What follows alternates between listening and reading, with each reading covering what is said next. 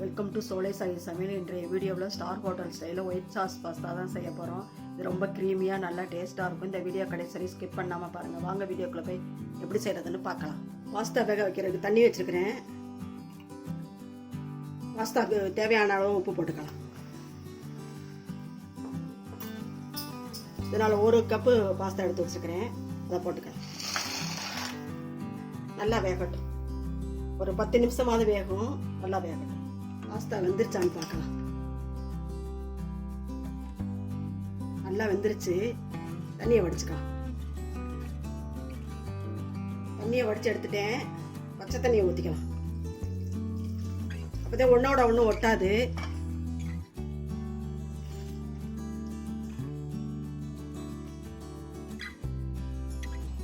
நல்லா பச்சை தண்ணி ஊற்றி வாஷ் பண்ணியாச்சு.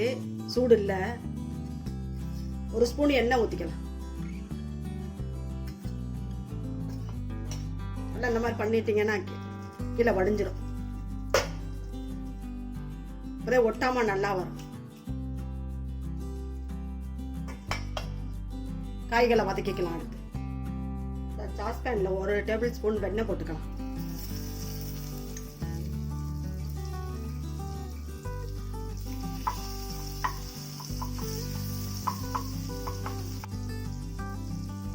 பெரிய பூண்டு அளவு 1 எடுத்து நல்லா பொடியா அரிஞ்சு வச்சிருக்கேன் பாருங்க. இதை போட்டுக்கலாம்.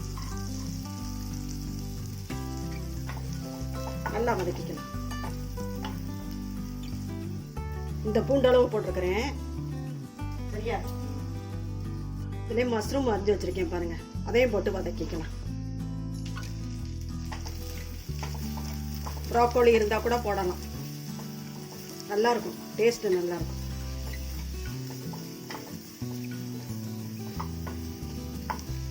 மஷ்ரூம் தண்ணி விடும். அதனால நல்லா வதக்கிக்கலாம். இந்த டயத்தில் எல்லா கலரும் குடமிளகாய் அரிஞ்சு வச்சுருக்கிறேன். க்ரீனு, ரெட்டு, எல்லோ இதையும் போட்டு வதக்கிக்கலாம்.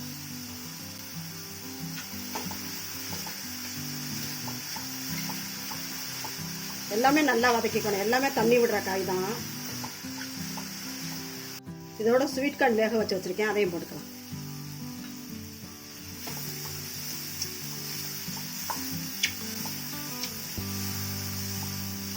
காயெல்லாம் நல்லா வதங்கிருச்சு. இந்த டயத்தில் ஓரிக்கோணம் 1/2 டீஸ்பூன் போட்டுக்கலாம். சில்லி ஃப்ளேக்ஸ் 1/2 ஸ்பூன் போட்டுக்கலாம்.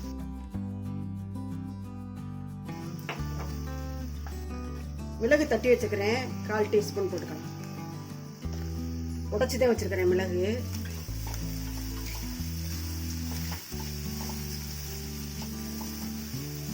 நல்லா வதங்கிருச்சு. ஸ்டவ் ஆஃப் பண்ணிக்கலாம்.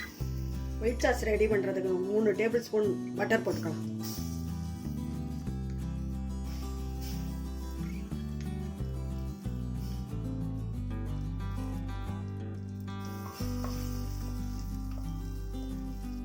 இதில் 2 டேபிள் ஸ்பூன் மைதா எடுத்து வச்சுருக்கேன். அதை போட்டு நல்லா வறுத்துக்கலாம்.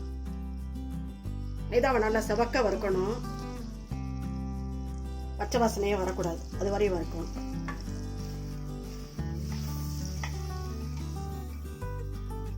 மைதா பட்டர்ல நல்லா வர விட்டுருச்சு. 2 கப்பு பால் எடுத்து வச்சுக்கிறேன். கொஞ்சம் கொஞ்சமா ஊற்றிக்குவோம்.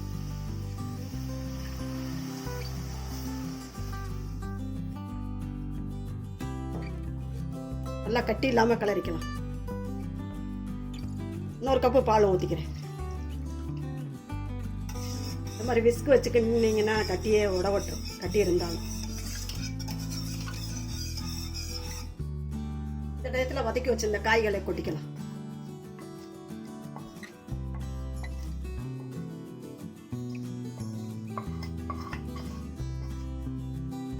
கொட்டி நல்லா கிண்டிக்கலாம்.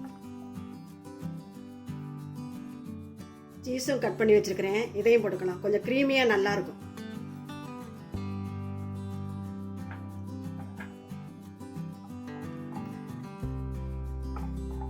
சாஸ்ல பாஸ்தாவையும் போட்டுக்கலாம்.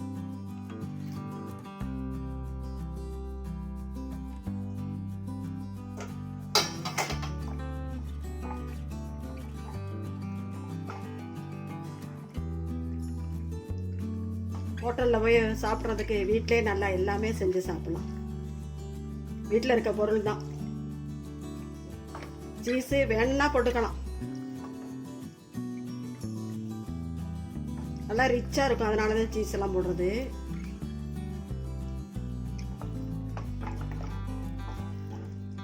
பரிமாறும் போது ஓரிக்கணும், சில்லி ஃப்ளேக்ஸ் எல்லாத்தையும் போட்டுக்கணும். சூப்பராக பாஸ்தா ரெடி பண்ணிட்டோம் பாருங்கள்.